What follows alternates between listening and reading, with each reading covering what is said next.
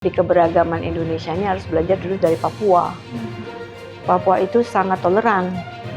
Mereka tidak anti kepada pendatang, mereka tidak anti kepada perubahan. Tapi memang ada nilai-nilai yang kita juga harus paham. Jadi sekali lagi ini soal pendekatan, Pak. Yang disampaikan Ibu ini kan berbeda sekali dengan pemahaman sebagian dari kita. Bahwa ternyata Papua masyarakatnya sangat toleran. Nah memang itu betul. Sebagian orang justru menganggap masyarakat Papua ini seakan-akan orang yang bermasalah. Tetapi kalau kita tidak mulai dengan merubah sistem berpikir kita tentang sesama, tentang budaya yang lain, tentang komunitas yang lain, saya kira tidak akan ada rasa aman, tidak akan ada rasa damai, tidak akan ada juga mutual respect di situ, saling menghormati. Nah, saya bayangkan kalau masyarakat kita yang sejauh ini kan masih asimetris pemahamannya tentang hal seperti ini. Ada yang sudah sadar tentang egalitarianisme, soal kita ini setara, tapi sebagian lagi masih belum menyadari. Nah, untuk menyadarkan negara harus bersikap tegas, maka perlu undang-undang. Sehingga orang semua nanti takut karena takut sanksi.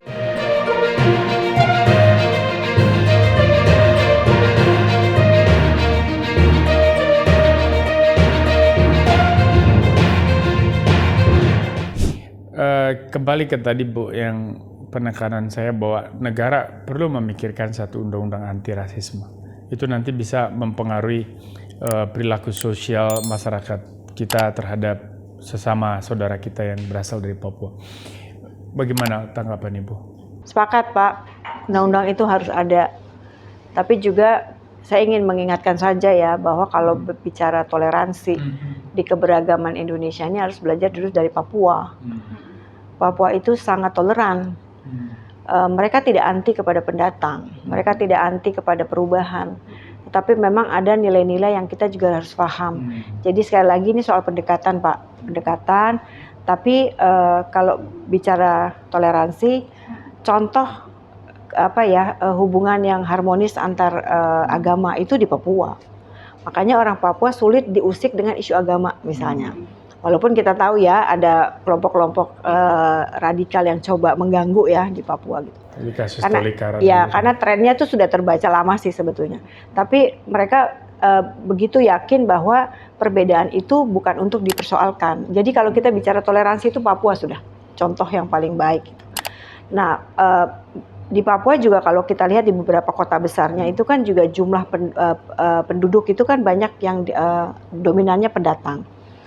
Mereka juga tidak terlalu masalah sebetulnya, hanya memang ketika mereka melihat secara kasat mata ada perubahan tingkat kehidupan secara ekonomi, kemudian akses dan sebagainya. Menurut saya wajar kalau mereka kemudian merasa, kok mereka bisa, kenapa kami tidak gitu. Nah, itu yang menurut saya perlu diperbaiki. Tapi mereka juga tidak melakukan apa-apa. Apa ada pernah pendatang yang disakiti? Kalau kemudian orang menyontohkan kasus di Wamena misalnya, itu konflik yang direkayasa. Tapi secara alamiah mereka tidak melakukan hal-hal seperti itu, menyerang dan sebagainya gitu. Tapi kalau dalam situasi konflik kita beda lagi, karena adrenalin orang di dalam konflik itu lain lagi ya. Itu gampang sekali disetir lah kira-kira gitu.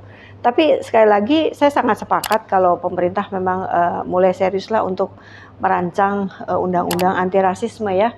Ini untuk semua dari kita, karena jujur saya masih juga menemukan intelektual, profesor bahkan yang juga pandangannya sangat rasis terhadap Papua. Ya. Itu yang saya sayangkan, karena kita nggak akan bisa menyelesaikan persoalan ketika kita sendiri tidak cukup objektif melihat keadaan ini, gitu ya. Jadi kita juga harus berupaya untuk sesering mungkin berinteraksi dengan Papua, bukan hanya mengetahui mereka secara fisiknya, tetapi mendengar, memahami perspektif mereka, nilai-nilai yang mereka bawa itu apa dan sebagainya.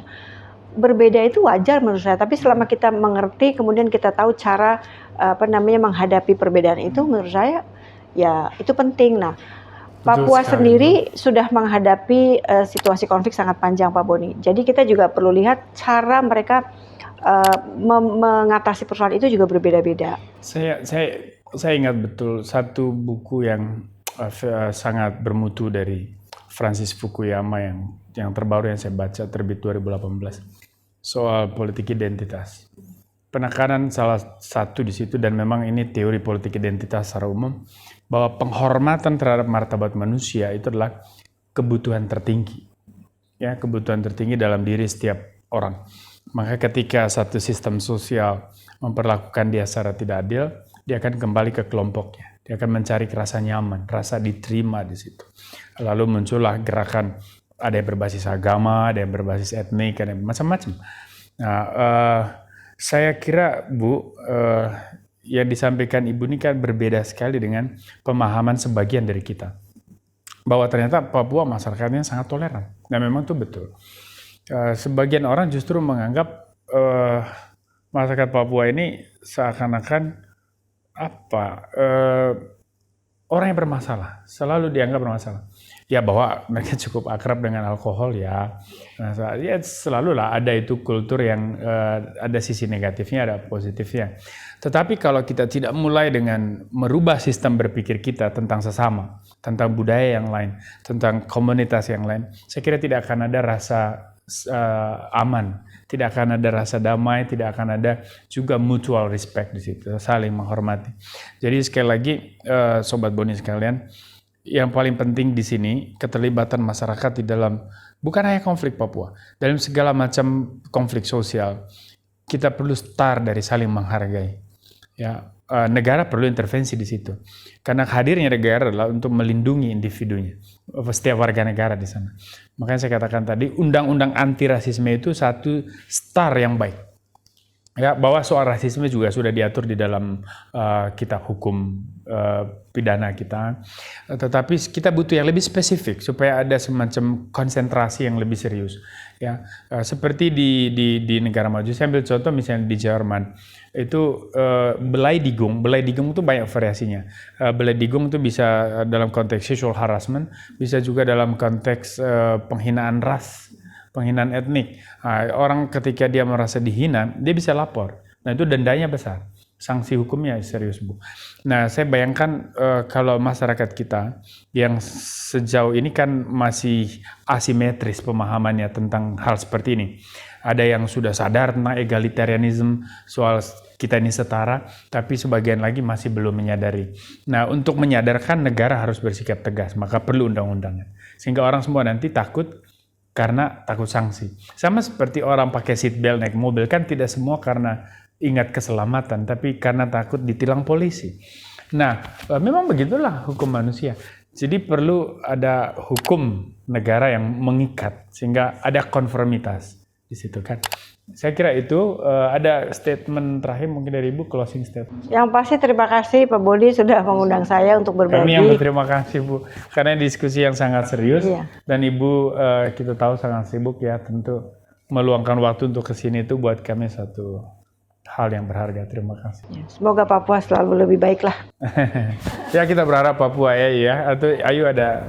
Enggak, jadi intinya di sini pemerintah ya Bang ya, memang harus menegaskan gitu untuk adanya undang-undang anti rasisme ini agar semuanya bisa bersatu gitu. Iya, jadi kalau besok-besok teman-teman Anda lihat bagaimana ada fashion show yang menghadirkan orang Papua, jangan langsung kok bisa? Bisa, karena dia sama seperti Anda. Bahkan dia lebih hebat dari kamu. Ada fashion Kamu yang lihat di New York, Iya. batik Papua sudah Ya, orang iya. Papua. atau Ada, kamu iya. lihat ada penyiar radio, atau kamu melihat ada sopir taksi orang Papua, kamu melihat di sekitar rumah kamu di situ ada ketua RT orang Papua. Kita semua sama, ini Indonesia. Kita harus start dari diri kita sendiri untuk menunjukkan bahwa memang kita satu Indonesia. Baru kita bisa secara moral mampu mengatakan Papua bagian dari Indonesia. Sampai kapanpun bagian integral dari Indonesia. Ini sudah hakikat sejarah yang tidak bisa diganggu-gugat. Ya, maka siapapun yang ingin memerdekakan Papua, dia berada di jalan yang salah. Tetapi menghargai Papua itu keharusan, sama seperti Anda menghargai diri sendiri. Atau kalau Anda mau dihargai, Anda juga harus menghargai perbedaan. Jadi kita semua dipanggil untuk saling menghargai. Ya, Papua adalah saudara kita semua adalah saudara Papua. Kita satu keluarga besar, Negara Kesatuan Republik Indonesia. Jadi kita lawan separatisme Papua, kita dukung kehadiran militer di sana, kehadiran polisi, tetapi kita juga harus merangkul, menghargai saudari-saudara kita, masyarakat sipil yang ada di Papua yang membutuhkan hormat, respect dari kita semua. Terima kasih. Semoga perjuangan Presiden Jokowi ini terus kita dukung dan kita lanjutkan secara bersama, karena tanpa partisipasi masyarakat, pemerintah tidak akan pernah bisa sukses sendirian. Salam waras, salam Indonesia.